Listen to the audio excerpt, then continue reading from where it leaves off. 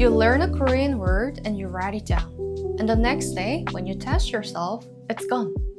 Not blurry, not almost there, just gone. And you think, my memory is broken. My brain is too old. I'm just not built for this language. But none of that is true. The word is still in your head, it's just sitting in the wrong room. I've been coaching Korean learners for many years, first as a university lecturer, and this forgetting problem is the number one thing people always talk about.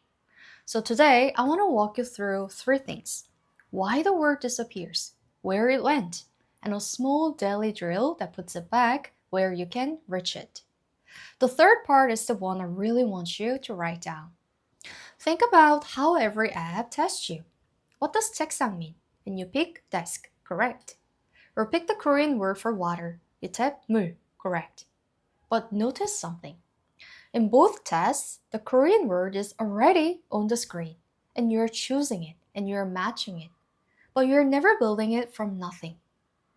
Real speaking is the totally opposite. The screen is empty, and there's no list of 4 words.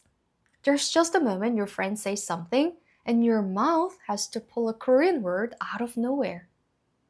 That pulling is a different muscle, and the apps cannot train it. So you can use an app for 2 years or 3 years and still freeze in your first real conversation. But that's not failure. That's just the math. You trained recognition part for 2 years and you trained production part for 0 hours. So of course your mouth is empty. Recognition and production are two different things. Recognition is where you understand, like you know and you think, that's familiar. And production is where words come out of your mouth when you want to say something. So apps train recognition, but your speaking lives in the other room. So when you sit down with your Korean friend and you want to say, let's make a promise, and your mouth reaches for 약속 and finds nothing. The word is in your head, and you proved it yesterday with that green check mark. But it's sitting in the recognition room. Okay, so let's fix this. I'm gonna give you a small drill. 1 word, 3 days, about 5 minutes a day. You can get a pen or open your notes app. I'll use the word 약속, meaning promise, so you can actually follow along exactly. Day 1. You meet the word and you know it means promise, but don't just read it. Make 3 sentences with it out loud. Real sentences from your real life, not just from textbook ones. For example, 친구하고 약속이 있어요. I have a promise with my friend. Or 오늘 약속을 잊어버렸어요. I forgot the promise today.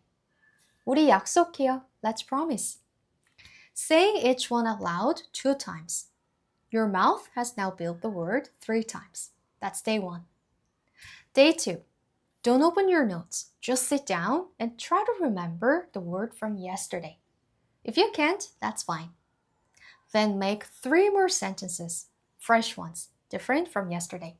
Like, 약속 시간이 언제예요? What time is the promise? 약속을 지켜야 돼요. I have to keep the promise. Or 약속 장소가 어디예요? Where's the meeting place?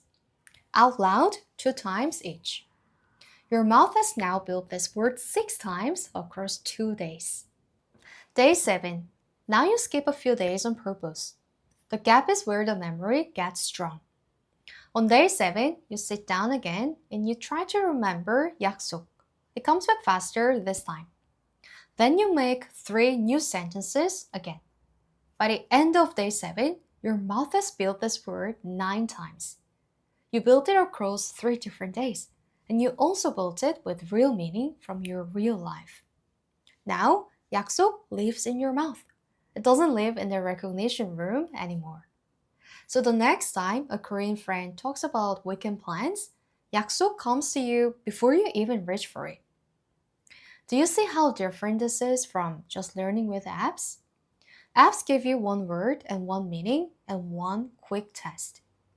This drill gives you 1 word and 9 sentences in 3 days in your own life. It takes the same 5 minutes, but it gives you a completely different result. You learn 1 word a day, And that becomes 365 words a year that come out of your mouth. Most students recognize thousands of words, but they can say maybe 50. I'd rather have it the other way around. Now, there's one piece this drill is still missing.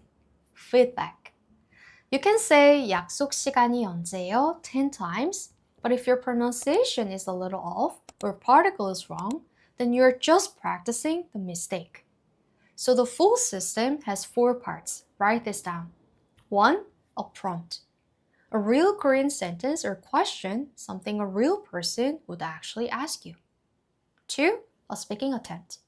You answer out loud, even if it's broken, even if you stop in the middle. The point is that your mouth has to move. 3. Feedback. From a real Korean speaker.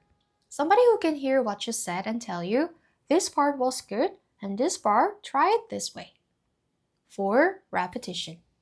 The same prompt the next day with the corrections. Prompt, speak, feedback, repeat. That's the whole system. Everything else is just collecting. Apps collect words, books collect grammar, dramas collect sounds. Collecting is good, but collecting isn't speaking. Okay, last thing. If you don't have a place to do this loop, I want to invite you to My Easy Korean community. It's a free Korean speaking community on school platform. Every week, I post a speaking prompt, a real Korean question, and you record your voice answering it. I listen and I give you feedback, what was clear, what to fix, and how to say it more naturally. Then the next week, you do it again with the correction already in your mouth. That's the whole point of the community. Not more vocabulary, not more grammar, just a place to do the loop with a real Korean teacher listening. It's free, and there are a lot of students in there from every level, and some of them have been learning for 2 months and some for 2 years. The link is in the description. Come say hi in Korean, even if it's broken.